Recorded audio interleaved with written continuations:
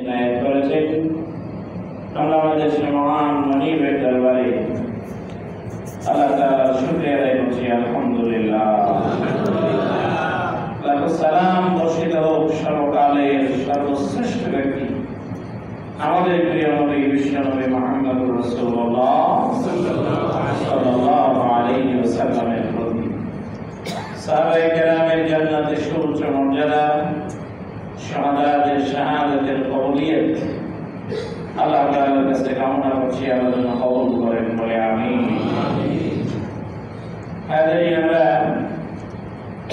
কোরআন এবং হাদিসের আলোকে আজকে সূরা তাবারুনের একটি আয়াত নিয়ে কথা বলবো। সুবহানাকা লা ইলমা লানা ইল্লা মা 'আল্লামতানা ইন্নাকা আনতাল আলিমুল হাকীম।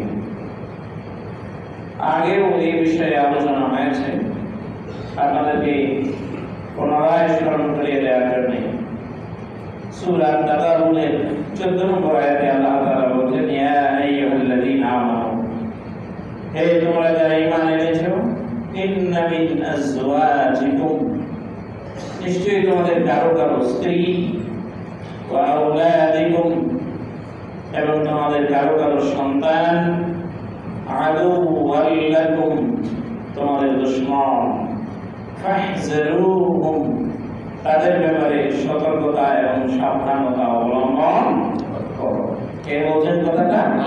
আল্লাহ। সূরা আত-তাগাবুন, আরবি ভাষায় দিয়ে পড়বেন, সূরা আত-তাগাবুনের 14 নম্বর আয়াত। আল্লাহ তাআলা আমাদেরকে কোরআন থেকে শিক্ষার তৌফিক দান করুন।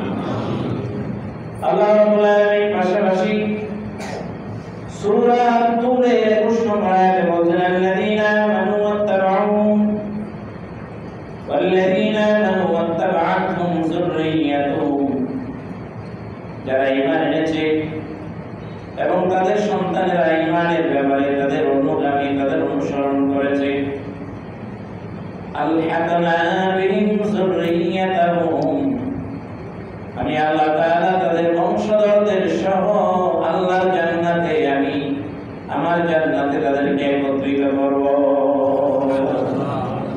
তার মানে কেউ চাইলে সেভাবে যদি আমল করে তার পূর্বপুরুষদের সহ জান্নাতে একসাথে থাকার সুযোগ আছে। এটা হচ্ছে সূরা আত-তুরের 21 নম্বর আয়াত। আল্লাহ বলেন, আল্লাযীনা আমানু, যারা ঈমান আনে, ওয়াত্তাবাআতহুম যুররিয়্যাতুহুম, যুররিয়্যাতুহুম বিঈমানিন আলহাকনা বিহিম যুররিয়্যাতুহুম, তাদের বংশধরদেরকে আমি আল্লাহ তাআলা পিতৃপুরুষ যারা রয়েছে তাদের সাথে জান্নাতে তাদেরকে আমি আল্লাহ তাআলা একত্রিত করে দেব। সুবহানাল্লাহ। মানুষ একা থাকতে চায় না, খুব বেশি ডিপ্রেশনে যখন ভোগে তখন একা থাকতে চায় না। এছাড়া মানুষ একা থাকতে চায় না, তার ভালোবাসার মানুষ প্রিয়জনদেরকে সাথে নিয়ে থাকতে চায়, এবং কাছে থাকাটা একটা বিরাট শক্তিও বটে। আপনাদের মনে থাকার কথা, কুরাইশ নিয়ে আমরা যখন আলোচনা করেছিলাম, সূরা কুরাইশ,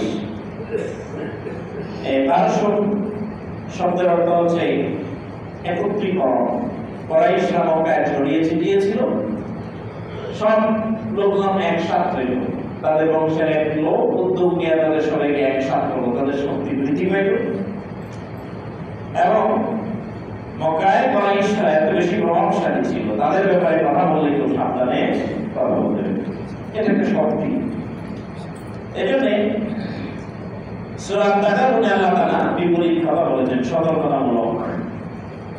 ইয়া আইয়ুহাল্লাযীনা আমানু, কোন কাফের মুশরিককে আল্লাহ লক্ষ্য করে এই কথা বলেননি। কোরআনে মানুষদের লক্ষ্য করে আল্লাহ অনেক কথা বলেছেন, কাফিরদের বলেছেন, মুনাফিকদের বলেছেন, সব মানুষ, কাফের, মুশরিক, মুমিন, মুসলমান সবাইকে একসাথে করে আল্লাহ অনেক কথা বলেছেন। কিন্তু এই 14 নম্বর আয়াতে আল্লাহ বলেন, ইয়া আইয়ুহাল্লাযীনা আমানু, হে তোমরা যারা ঈমান এনেছো, ইন্না মিন আজওয়াজিকুম ওয়া আওলাদিকুম, নিশ্চয়ই তোমাদের কারো কারো স্ত্রী, কারো কারো সন্তান, আদুওয়াল লাকুম, তোমাদের দুশমন হবে, ফাহযারুহুম, সুতরাং তাদের ব্যাপারে সতর্কতা অবলম্বন করো। এবং আল্লাহ আমাদেরকে সতর্ক হইতে বলছেন। এখন বলেন তো দেখি, আমাদের সতর্ক হওয়ার দরকার আছে না নাই? অবশ্যই আছে। সূরার নাম হলো সূরা তাগাবুন। তাগাবুন শব্দের অর্থ হলো প্রতারণা, ধোঁকা। ইয়াউমুত তাগাবুন বলা হয় কিয়ামতের দিবসকে। এই কিয়ামতের দিনের অনেকগুলো নাম আছে। ইয়াউমিদ্দিন বিচার দিবস, ইয়াউমুল আখিরা পরকাল দিবস, ইয়াউমুল কিয়ামা কিয়ামত দিবস। তার মধ্যে একটি নাম হলো ইয়াউমুত তাগাবুন প্রতারণা দিবস। কারণ দুনিয়ায় বহু মানুষ এমন আছে আমল করতেছে আর মনে করছে যে এত ভালো আমল আমার, আল্লাহ আমারে জান্নাত না দিয়ে দেয় কারে। কিন্তু আসরের দিন যায় দেখবে আমল নামায় কিছু নাই, পুরো আমল নামাটা একেবারে সাদা হয়ে গেছে। বলেন আলহামদুলিল্লাহ। প্রিয় ভাইরা, আমরা আগে আলোচনা করেছি কাদের আমল নামা সাদা হবে, কিছুই নাই। ওই ব্যক্তি তখন আল্লাহর কাছে ফরিয়াদ করে বলবে যে আল্লাহ, দুনিয়ায় আমি নামাজ পড়েছি, রোজা রেখেছি, যাকাত দিয়েছি, বারবার হজ করেছি, এগুলো একটা আমল আমার আমল নামায় নাই। মনে হয় ভুলে গেছে নাকি অন্যজনের আমল নামা আমার এখানে চলে আসছে, আমারটা অন্যজনের এখানে চলে গেছে। আল্লাহ ফেরেশতাদের ডেকে বললেন বুঝায় দাও তার হিসাব। ফেরেশতারা এসে বুঝাই দিবে। আল্লাহ তাআলা দুনিয়ায় এমন কিছু কাজ করার জন্য নিষেধ করেছিলেন, নিষিদ্ধ কাজ, আল্লাহর নিষিদ্ধ কাজ, যেই কাজটা করার কারণে তোমার আমলনামায় কোনো সওয়াব আর নাই, সবগুলো বাতিল হয়ে গেছে। যার এক নাম্বার হলো শিরক। কোরআন কারীমে আল্লাহ রাব্বুল আলামিন বলেন ফাহাবিতু আনহুম আমালুহুম।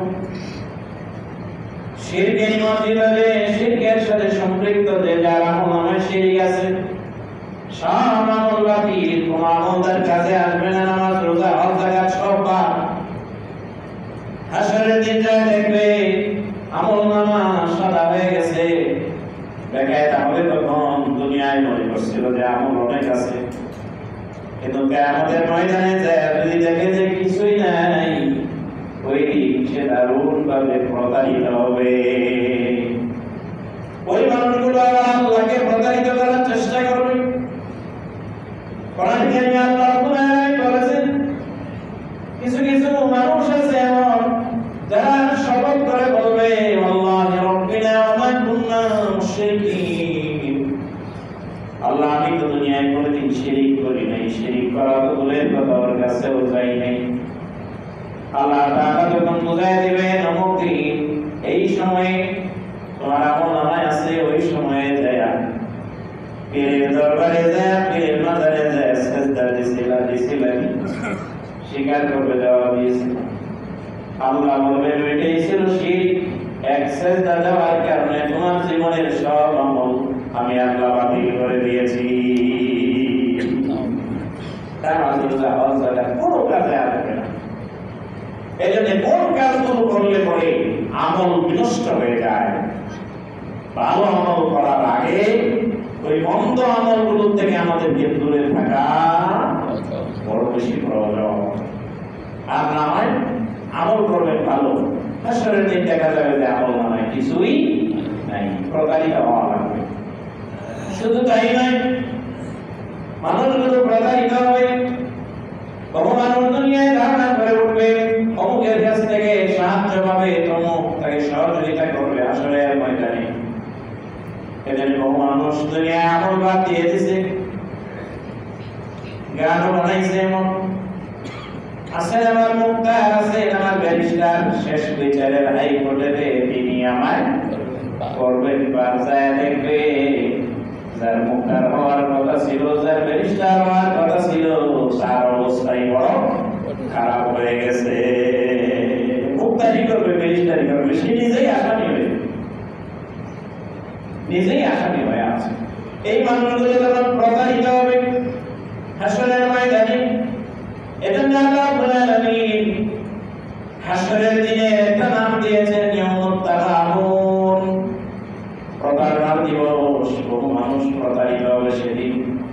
আমরা আল্লাহ তাআলার কাছে দোয়া করি কিয়ামতের দিন এই প্রতারণা থেকে, প্রতারিত হওয়ার থেকে আল্লাহ যেন আমাদেরকে হেফাজত করে। সূরা তাগাবুনের 14 নম্বর আয়াত আল্লাহ বলেন ইয়া আইয়ুহাল্লাযীনা আমানু হে তোমরা যারা ঈমান এনেছো ইন্না মিনাজ আজওয়াজিকুম নিশ্চয়ই তোমাদের কারো কারো স্ত্রী ওয়া আওলাদিকুম তোমাদের সন্তান আদুওয়াল লাকুম তোমাদের দুশমন ফাহজারুন সুতরাং তাদের ব্যাপারে সাবধানতা অবলম্বন করো সতর্কতা অবলম্বন করো। এখানে দুইজন মানুষের কথা বলা হয়েছে দুই শ্রেণী, এক হচ্ছে স্ত্রী, স্ত্রীর জন্য স্বামী, আর আরেকটা হচ্ছে সন্তান। তাহলে প্রথম বিষয়টা নিয়ে আমরা অন্য একদিন কথা বলবো ইনশাআল্লাহ। এক্ষেত্রে স্বামীর হক আছে, স্ত্রীর হক আছে। আমরা আজ কথা বলবো সন্তানের হক নিয়ে। দুনিয়াতে সন্তানাদি যাদের আছে, বড় হয়েছে অথবা বড় হচ্ছে, বিশেষ করে টিনেজার যারা, আপনারা জানেন আমরা আমাদের গোটা বিশ্বে এখন একটা বিরাট ক্রান্তি কাল অতিক্রম করছি। সন্তানাদি মানুষ করা, মানুষ হওয়া, এটা কত যে বড় একটা চ্যালেঞ্জের কাজ হয়ে গেছে। যাদের সন্তান আছে তারাই কেবল জানে এটা বড় বড় কত বড় একটা কঠিন কাজ। সন্তানের বাবারা, সন্তানের মায়েরা, অভিভাবকেরা দারুণ পরেশান। বিশেষ করে এখন যে একটা ইয়াং যারা হচ্ছে এখন বিগত 10-15 বছরের মধ্যেই যাদের আবির্ভাব হয়েছে পৃথিবীতে, সেকুলার শিক্ষা ব্যবস্থার ভিতর দিয়ে যাদের শিক্ষা হচ্ছে। একটা সময় তো ছিল আমাদের সময়, আপনারা যারা আছেন আপনাদের সময়, ফজরের পরে সব মানুষ বক্তব্যে যাওয়া লাগতো। কথা বলে ঠিক না বেঠিক? ঘুম থেকে উঠে সব বক্তব্যে যেত, যেটা বাধ্যতামূলক ছিল। এখন আর সেই পরিবেশটা নাই। এখন আপনার সন্তান দিন শিখবে ঘুম থেকে। যে শিক্ষা প্রতিষ্ঠানে পড়ে সেখানে তো দিন শেখানো হচ্ছে না, সেখানে কোনো ব্যবস্থাও নাই, এটা কারিকুলামের ভিতরেই নেই। সে শিখবে ঘুম থেকে, এটা বড় বেকায়দা। আবার তাই দুনিয়ায় ভালোভাবে চলার জন্য জাগতিক শিক্ষা ভালোভাবে শিক্ষিত হওয়া দরকার। এই দুইটার মাঝে একটা বিরাট ফাঁক চলছে, অভিভাবকের একটা বিরাট সময় অতিক্রম করছে। বিশেষ করে এই আপনার এই আধুনিক সভ্যতার এই সময়টাতে, এখন যে সময় অতিক্রম হচ্ছে, এই সময়টাতে সন্তানাদি মোবাইল, তারপরে ভার্চুয়ালি অনেক বেশি অ্যাডিক্টেড হয়ে গেছে। আগে যতটা বেশি আদব শিষ্টাচার ছিল, এখন আপনারা বলেন তো দেখি তার সাথে কম না বেশি? কম। আগে একজন কিশোর অথবা একজন যুবক বড়দেরকে যতটা সম্মান করতো, যেভাবে শ্রদ্ধা করতো, সেটার পরিমাণ দিন দিন বাড়তেছে নাকি কমতেছে? কমতেছে। কিন্তু আমাদের দেশে শিক্ষিত মানুষের পরিমাণ দিন দিন বাড়তেছে। এই একটা সময় অতিক্রম হচ্ছে। পিতামাতার প্রতি সন্তানের যে দায়িত্ব, যে হক, এটা দিন দিন কমে যাচ্ছে। মানুষ সন্তানেরা সেই হক আদায় করছে না। সর্বোপরি এখানে দুইটা বিষয়, একটা হচ্ছে পিতা সন্তানের হকটা আদায় করবে, এরপরে সন্তান তার পিতা মাতার হকটা আদায় করবে। এখন আপনারা বলেন দেখি, কে কার হক আগে আদায় করবে? পিতা মাতা আগে সন্তানেরটা আদায় করবে নাকি সন্তান আগে পিতা মাতারটা আদায় করবে? কোনটা? পিতা মাতা আগে সন্তানের হক আদায় করবে। মাশাআল্লাহ। এটা যদি না হয়, আমরা যদি আমাদের সন্তানদের হক যদি আদায় করতে না পারি, তাহলে তার কাছ থেকে আমার হক পাওয়া সেটা বড় কঠিন। সেজন্য আল্লাহ রাব্বুল আলামিন যেহেতু আমাদেরকে সতর্ক করেছেন, সন্তানেরা যাতে করে আমাদের দুশমনে পরিণত না হয়ে সম্পদে পরিণত হয়। আপনি মনে করতে পারেন যে আমার সন্তান দুশমন হবে কেমনে? ও ভাই আমার, নিশ্চয়ই আপনার সন্তানের চাইতে স্ত্রীর সাথে ভালোবাসা সম্পর্ক আপনার অনেক গুণ বেশি। সায়েন্সও এটাই বলে। কখনো যদি নবজাতক শিশু এবং মা দুইজনেই যখন স্বাস্থ্য ঝুঁকিতে পড়ে যায়, তখন ডাক্তারেরা সন্তানের স্বাস্থ্যের চাইতে মায়ের স্বাস্থ্যকে বেশি প্রাধান্য দেয়। কারণ মা বেঁচে থাকলে দুনিয়াতে আরো সন্তান আসবে, আসার সম্ভাবনা থাকবে। কিন্তু মাই যদি না থাকেন, এই সন্তান যদি থাকে, এর দেখাশোনা করবে কে, লালন পালন করবে কে?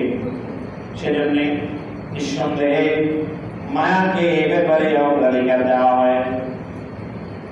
প্রিয় ভাইরা, সন্তানের প্রতি আমাদের যতটা ভালোবাসা, স্ত্রীদের প্রতি আমাদের ভালোবাসা নিঃসন্দেহে তার চাইতে কম নয়, অনেক গুণে বেশি।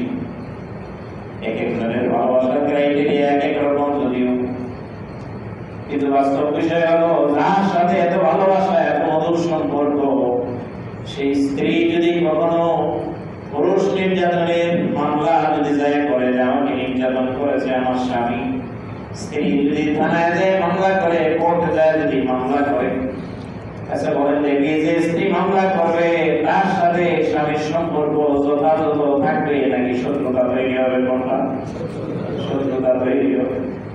তাহলে দুনিয়ায় যার সাথে এত ভালোবাসার সম্পর্ক, তার সাথে যদি শত্রুতা তৈরি হয়ে যায় দুনিয়াতেই, একটা মামলা করার কারণে যে দুনিয়ার মামলা সত্য হয় মিথ্যাও হয়, সত্য সাক্ষ্যও দেয় মিথ্যা সাক্ষ্যও দেয়, ঠিক না বেঠিক? অনেক সময় মিথ্যা সাক্ষ্য দিয়া ভুল রায় হয়। সেই দুনিয়ায় যদি প্রভাব থাকে, আপনার প্রতিপত্তি থাকে, মামলা কোনো ব্যাপারই না। মামলা পার হইয়া বেকসুর খালাস পাওয়া যাওয়ার সম্ভাবনা থাকে, খালি আসামি হইলেও। ওই দুনিয়ায় মামলা করলে পরে স্ত্রী দুশ্মন হয়ে যায়। কিয়ামতের দিন ওই স্ত্রী যদি, সন্তান যদি আপনার বিরুদ্ধে আল্লাহর আদালতে মামলা দায়ের করে, যার আদালতে সাক্ষীর প্রয়োজন নাই, যিনি নিজেই সাক্ষী নিজেই বিচারক, ওই সন্তানের মামলার কারণে কিয়ামতের দিন পিতামাতা তার দুশমনে পরিণত হয়ে যাবে। মূলত আল্লাহ ওই দিনের কথাই বলেছেন, কিয়ামতের দিন তোমাদের কারো কারো স্ত্রী, কারো কারো সন্তান তোমাদের দুশমন হবে। জান্নাতে যেতে চাইলেও জান্নাতের পথে অন্তরায় হয়ে যাবে। সেজন্য সতর্কতা অবলম্বনের জন্য আল্লাহ যেহেতু বলেছেন, আর আমরা যেহেতু বুঝতে পেরেছি সন্তানের কিছু হক আছে, এই সন্তানের হকটা আমাদের আগে আদায় করা দরকার। কিন্তু আদায়ের আগে জানা দরকার যে আসলে কোনটা সন্তানের হক। কোরআন এবং হাদিসের আলোকে রাসূল কারীম সাল্লাল্লাহু আলাইহি ওয়াসাল্লাম হাদিস শরীফে যা বর্ণনা দিয়েছেন, পিতা হিসেবে সন্তানের প্রতি প্রথম দায়িত্ব হলো সন্তানের জন্য একজন ভালো মায়ের ব্যবস্থা করা, একজন ভালো মার ব্যবস্থা করা। যে বলেন যে এই সন্তান জন্মের পরে না আগে, ওটা বহুত আগে। আপনি শুধু আপনার স্ত্রী বুঝতে যাবেন না, ইয়ের দ্বারা এখন আছো, বিয়ের দ্বারা করো নাই, তুমি তোমার বউ বুঝতে যাবে না, সাথে তোমার সন্তানের জন্য একজন ভালো মা বুঝতে যাবে। মা যদি ভালো হয় সন্তান ভালো হবে। সন্তানের প্রতি মায়ের আসর করে অনেক বেশি, বাবার চাইতে মায়ের আসর বেশি হয়, তাসির বেশি পড়ে। মা যদি খারাপ হয় সন্তান খারাপ হয়ে যায়, মা ভালো হলে সন্তান ভালো হয়। আবার অনেক সময় বাবা মা দুজনেই ভালো, কিন্তু তারপরও সন্তান ভালো হয় না। যেমন নবীদের সন্তানই বিগড়ে গেছে। নূহ আলাইহিস সালামের ছেলে কেনান, নূহ আলাইহিস সালাম আল্লাহর অনেক বড় দলিলুল কদর নবী, কিন্তু নূহ আলাইহিস সালামের ছেলে নূহ আলাইহিস সালামের প্রতি ঈমান আনে নাই, বকে গেছিল ওই সময়, তার বিরুদ্ধাচরণ করেছে। হযরত নূহ আলাইহিস সালাম সন্তানের প্রতি দরদ দেখিয়েছেন। সব পিতামাতা তার সন্তানের প্রতি দরদ দেখায়, এটাই স্বাভাবিক। সন্তান বিপদে পড়লে পিতামাতা সহ্য করতে পারে না। প্লাবন যখন শুরু হয়ে গেল, নূহ আলাইহিস সালাম জানেন পানি আজকে এত বেশি হবে, নৌকা ছাড়া কোনো মানুষ বেঁচে থাকবে না। নূহ আলাইহিস সালাম বুঝাইলেন, ছেলে বলছে উপায় নাই, টেনশন নাই, আমি পাহাড়ের উপরে আরোহণ করব। নূহ আলাইহিস সালাম বলছেন, বাবারে পানি আজকে পাহাড়ের উপরেই উঠবে। সব শেষে পাহাড়ের উপরে সন্তান তুলসী পর্যন্ত পানি ডুবে যাবে কিছুক্ষণ পরেই। নূহ আলাইহিস সালাম বলছেন, ইয়া বুনাইয়া কাম্মা আমার, ও আমার কলিজার টুকরা সন্তান, ঈমান আনো, এখনো সময় আছে, ঈমান আনো, নৌকায় আরোহণ করো। ছেলে তখন ঈমান আনে নাই নূহ আলাইহিস সালামের উপরে। আল্লাহ তাআলা কোরআন কারীমে বলে দিলেন, লাইসা মিন আহলি, তুমি যাকে পরিবার বলে পরিচয় দিচ্ছ, সন্তান বলে পরিচয় দিয়েছ, আল্লাহ সম্পর্কটা কাট করে দিলেন, সে তোমার পরিজন নয়, আল্লাহ এটাকে বিচ্ছিন্ন করে দিয়েছেন। বলেন নাউযুবিল্লাহ। এমন বহু সন্তান আছে পিতামাতার ভালো কথা বললেও শুনে না। কথা বলেন আছে না নাই? ভালো হলেও অনেক সময় নষ্ট হয়ে যায়। ভালো আপনার পিতামাতার সন্তানই নষ্ট হয়ে যায়। আগে তো আজরের ঘর থেকে ইব্রাহিম জন্ম নিত, আর এখন ইব্রাহিমের ঘর থেকে আজর জন্ম নেয়। সেটা হক আদায় করাটা বড় বেশি জরুরি। এক নাম্বার হক হচ্ছে সন্তানের জন্য একজন ভালো মায়ের ব্যবস্থা করা। এখন তো আর দুর্নাম করার সুযোগ নাই, যা হয়েছে হয়েছে। বাসায় যায় যদি এই কথা শোনান আর দূর যদি দেন যে তুমি তো ভালো না, হুজুর তো এই ওয়াজ করছে, সংসারটা এমন লাগবেই, সাথে আমার নামেও করতে পারবে। কাজেই এটা ভালোভাবে বোঝাবেন এইভাবে পজিটিভলি যে সন্তান ভালো হইতে হলে মাকেও কি হইতে হবে? ভালো হতে হবে, বাবাকেও ভালো হতে হবে। এজন্য ভালো আমল করো, ভালো আমল করো। 2 নম্বর হচ্ছে সন্তানের জন্য দোয়া করা। ও ভাইয়া, সন্তানের জন্য দোয়া করবেন সন্তান জন্মের পরে না আগের থেকেই? কোনটা? আগের থেকে। হযরত ইব্রাহিম আলাইহিস সালাম তিনি তার বংশধরের জন্য জন্মের আগে থেকেই দোয়া করেছেন। কাবাগর বানিয়েছেন ইসমাঈলকে সাথে নিয়ে, ইসমাঈল আলাইহিস সালামকে সাথে নিয়ে দোয়া করেছেন, আল্লাহ তাআলা তুমি আমার বংশধরদের থেকে যুগে যুগে নবী এবং রাসূল বানাও, এদেরকে উম্মাতান মুসলিমাতান লাক, তোমার অনুগত উম্মত বানাও। আগ থেকে সন্তানের জন্য হওয়ার আগে থেকে দোয়া করতে থাকা হইলে তো করবেনই। এখন সন্তানের পিতা যারা আছেন এখানে, সন্তানের অভিভাবক যারা আছেন, আপনি চক্ষু বন্ধ করে চিন্তা করে বলেন তো দেখি কোন সময়ে আপনার সন্তানরা ভালো হোক, নেককার হোক, এজন্য আপনি দোয়া করছেন। 2 রাকাত নামাজ অতিরিক্ত নফল নামাজ পড়ে, তাহাজ্জুদ পড়ে অথবা অন্য নামাজ পড়ে আপনার সন্তানের জন্য কখন দোয়া করেছেন এটা যদি মনে না থাকে, সময়টা যদি অনেক দূরে হয়, তাহলে মনে করবেন যে আপনি আপনার সন্তানের হকটা যথাযথভাবে আদায় করতে পারছেন না। এজন্য বেশি বেশি দোয়া করা দরকার। আল্লাহ আমাদের তৌফিক দান করুন। বলেন আমিন। 3 নম্বর হলো সন্তানকে হালাল খাওয়াবেন। পেটে আসার পরের থেকেই আপনি আপনার স্ত্রীকে হালাল খেতে দিবেন, সন্তানকে হালাল খেতে দিবেন। আল্লাহ রাব্বুল আলামিন মায়ের পেটের ভিতরে খালাকাল ইনসানের ব্যাখ্যায় এসেছে, সন্তান যখন আস্তে আস্তে বড় হতে থাকে, মায়ের পেটে খাবারের যখন প্রয়োজন হয়, তখন মায়ের মাসিক অসুখকে এটাকে সাপ্লিমেন্টারি হিসেবে আল্লাহ ব্যবহার করে দেন, মাসিক বন্ধ হয়ে যায়। চাইলে আল্লাহ এটা মুখ দিয়েও সাপ্লাই দিতে পারতেন, তা করেন নাই। আল্লাহ রাব্বুল আলামিন নাভির ভিতর দিয়া তার দিয়া বাইপাস আল্লাহ এটাকে সাপ্লাইয়ের ব্যবস্থা করে দিয়েছেন, মুখটা পবিত্র রেখেছেন। পবিত্র মুখটা আল্লাহ রেখেছেন এই জন্য যাতে দুনিয়ায় এসে আল্লাহর পবিত্র নামের স্মরণ করতে পারে। আর জন্মের পরেই আপনি যা খাওয়াচ্ছেন সব হারাম, হারাম উপার্জন দিয়ে আপনার সন্তানকে লালন পালন করছেন, এই সন্তান মানুষ হওয়ার সম্ভাবনা কম। প্রিয় ভাই আমার, আপনার দায়িত্ব আপনি তাকে হালাল খাওয়াবেন, যখন খাবার থাকবে না আগেই থাকবে, এটা আপনার দায়িত্ব, এটা আপনার কর্তব্য। আপনার হারাম উপার্জনের ভাগ, হারাম উপার্জনের আপনার ক্ষতির অংশ, এই পাপ কেউ নেবে না। কাজে কেন আপনি অযথাই তাদের জন্য চিন্তা করে আপনার আখিরাতকে আপনি নষ্ট করছেন। 4 নাম্বার, মাকে নেক কাজ করতে দেওয়া। কোরআন পড়বে, সন্তান পেটে আসার পরে যখন কোরআন পড়ে, এখন তো মেডিকেল সায়েন্স বলে নির্দিষ্ট একটা সময় হলেই 3 মাস 4 মাসের পর থেকে সন্তানি আওয়াজ শুনতে পায়। এজন্য ডাক্তার বলে কোলাহল মুক্ত জায়গায় রাখবেন, যে জায়গায় আওয়াজ কম, শব্দ কম, এখানে রাখবেন। বেশি কোলাহলের মধ্যে যদি থাকে যে মা তার ঘর থেকে সন্তান জন্মের পরে পেটের থেকে এই কোলাহল শিখে আসছে, সাউন্ড পেটে যায়, শুনতে পায়, মায়ের কানের মাধ্যমে সে শুনতে পায়। ভালো কিছু আপনি শোনান, কোরআন শোনান, দ্বীনের কথা আপনি শোনান, সন্তান ভালো হবে। এজন্য মাকে নেক কাজ করতে দেওয়া, নেক কাজ যেন করে এজন্য উদ্বুদ্ধ করা। বিশেষ করে মা যদি তেলাওয়াত শুনে সন্তান এটা শুনবে, মা যদি স্টার জলসা দেখে নায়ক গায়কের গান যদি শুনে এটাও সন্তান শুনবে। জন্মের পরের থেকে হওয়ার পরে ওই সাইজে লাফালাফি শুরু করবে, ঠিক না বেশি? কাজেই এখন সিদ্ধান্ত আপনার, সন্তান ভালো করার জন্য আপনি আপনার স্ত্রীকে কি পরিবেশে আপনি রাখবেন, কি সে দেখবে, কি শিখবে, কি সে শুনবে, এটার উপরে সন্তানের প্রভাব আসর নির্ভর করবে। বিশেষ করে মাকে পর্দায় রাখুন, হেজাবের ভিতরে রাখুন।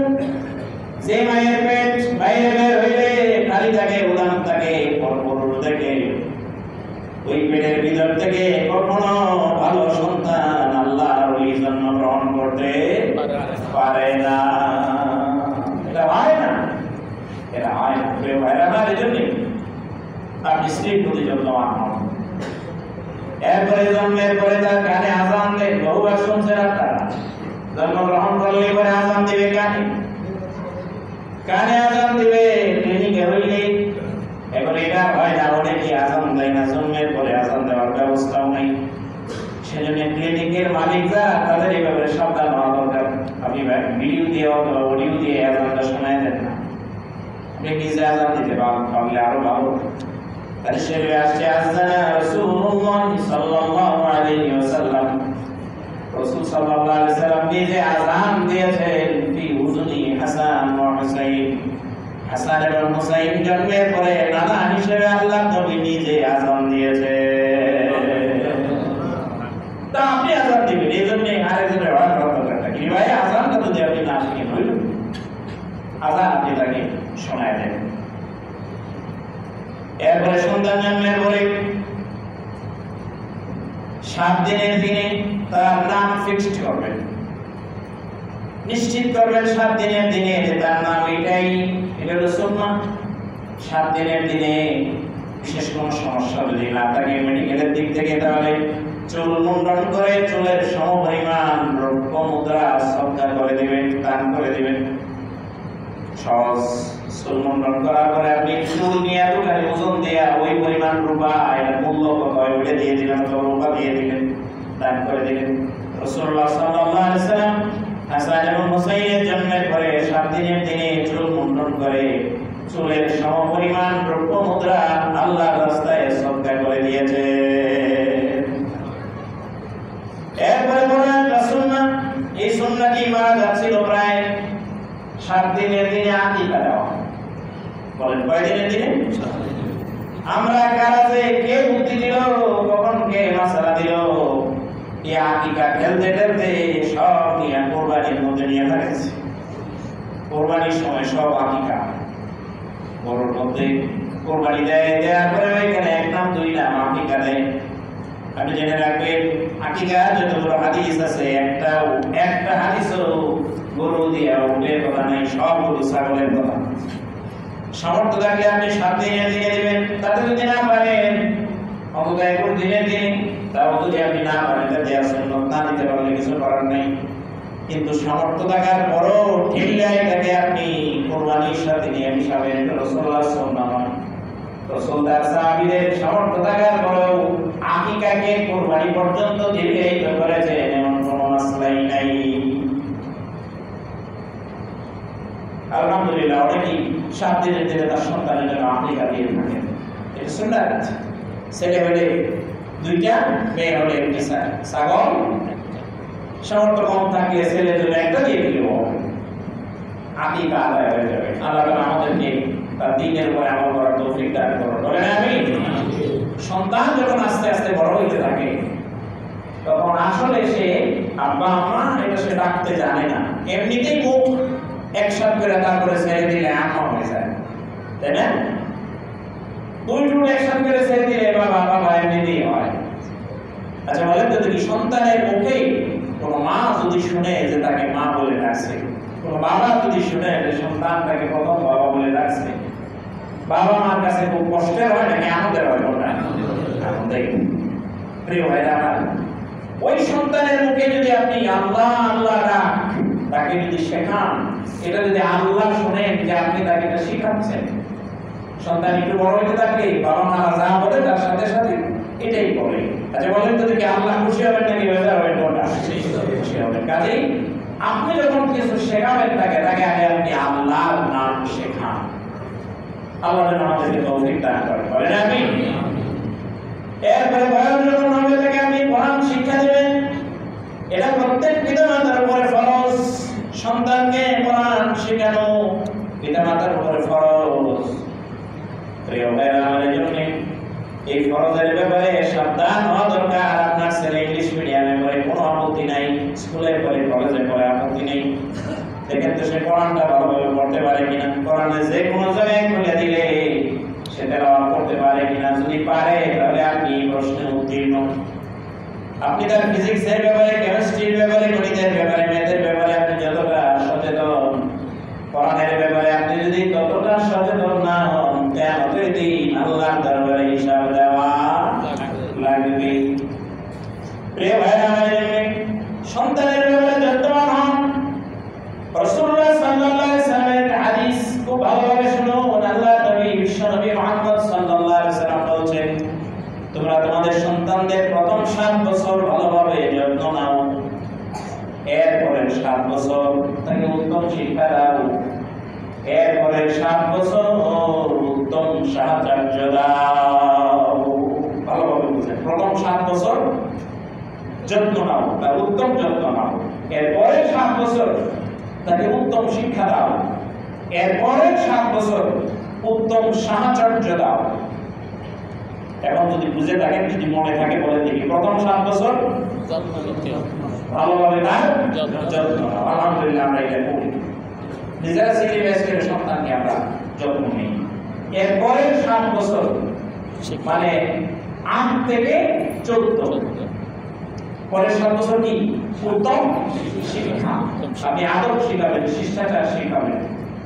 এরপরে শেষ 7 বছর, তার মানে 15 থেকে 21 ছেড়ে দিবেন নাকি না, কি উত্তম সাহায্য। সাথে টাকা লাগবে, বাসায় থাকলে বলতে হবে, রুমের দরজা বন্ধ করা যাবে না, দরজা খোলা রাখতে হবে, কারণ আপনি জানেন না আপনার সন্তান দরজা বন্ধ করে সে কি করে। আপনি সচেতন হন। প্রথম 2টা হইলেও প্রথমটা আমরা ভালোভাবে নেই, দ্বিতীয় 7 বছরের উত্তম শিক্ষা, এটাও হয় কোরআনটা বাদ দিয়ে, বাকিটা হয় উত্তরটাই বাদ যায়, শিক্ষা দেওয়া হয় কিন্তু উত্তরটা বাদ দেয়। শেষ 7 বছরে 15 পরে আমরা সন্তানদের খোঁজে রাখি না, সে কি করে তা আমরা জানি না, কোথায় যায় তাও জানি না, কার সাথে চলে তাও জানি না, কোথায় যায় সংগ্রাম করে, কোথায় আন্দোলন করে তাও আমরা জানি না, খোঁজ রাখি না। প্রিয় ভাই আমার, আপনি আপনার সন্তানকে শেষ 7 বছর উত্তম সাহায্য দিন, বলেছেন বিশ্বনবী মুহাম্মদ রাসূলুল্লাহ সাল্লাল্লাহু আলাইহি ওয়াসাল্লাম। আপনি যত জায়গায় যাবেন মনে করবেন যে তাকে নিয়ে যাওয়া যায়, সাথে নিয়ে যাবেন। সে যত জায়গায় যাবে আপনি সাথে যাবেন, তাতে তার অপরাধ প্রবণতা কমবে না বাড়বে? কোনটা কমবে। এরপরে 21 বছরের পরে আপনি তাকে ছাড়তে পারেন, এর আগে না। এরপরে ছেড়ে দেন, মৃত্যু পর্যন্ত সন্তান আপনার হক ইনশাআল্লাহ আদায় করার জন্য চেষ্টা করবে, ইনশাআল্লাহ। বলেন ইনশাআল্লাহ। কিন্তু শেষ সাথে আমাদের বিরাট গোলমাল, কথা বলেন আছে না নাই? এটাও বলে বড় হয়েছি, এখন খালি এত নজরদারি, এত বুঝতে পারেন এত দরকার কি না। রাসূলুল্লাহর হাদিস আপনি তাকে শোনায় দেন, রাসূলুল্লাহ সাল্লাল্লাহু আলাইহি ওয়াসাল্লাম বলেছেন, তোমাকে উত্তম সাহায্য দিবে। আপনি আগে তাকে মসজিদে নিয়ে আসেন, আগে আনেন কেন? মসজিদে আসলে 5-6 বছর বয়স, এরপরে আর খোঁজ নেই। এমন বহু বাবা আছেন জুমার নামাজে আপনি আপনার সন্তানকে নিয়ে আসেন না, এই 15 থেকে 21 বছরের ভিতরে এই সময়টা আপনি তাকে উত্তম সাহায্য দেন না। এই জায়গাটা আমাদের বিরাট মিসিং। এই জন্য সন্তানগুলো আমাদের সম্পদে পরিণত না হয়ে এগুলো সব বিপদের কারণ হয়ে দাঁড়াচ্ছে, আমাদের জন্য অসম্মানের কারণ হয়ে দাঁড়াচ্ছে, রাষ্ট্রের জন্য অসম্মানের কারণ, বোঝার কারণ হয়ে দাঁড়াচ্ছে। বলে ঠিক না বেশি? প্রিয় ভাই, আমাদের জন্য আমাদের সন্তানদের প্রতি সচেতন হওয়া দরকার, যত্নবান হওয়া দরকার, দায়িত্বশীল আচরণ আমাদের হওয়া দরকার। আল্লাহ তাআলা যেন আমাদেরকে সন্তানদের প্রতি তার যে হক যথাযথভাবে আমরা যেন আদায় করতে পারি, তাহলে আশা করা যায় যে এই সন্তান বড় হলে আমার হক আদায় করার জন্য চেষ্টা করবে। আল্লাহ যেন আমাদেরকে তার দ্বীনের জন্য কবুল করেন, আমিন। ওয়া তৌফিক ইল্লা বিল্লাহ। প্রত্যেক সাথে কষ্ট করে একটু করে দাও, অনুগ্রহ করবো প্লিজ, একটু অনুগ্রহ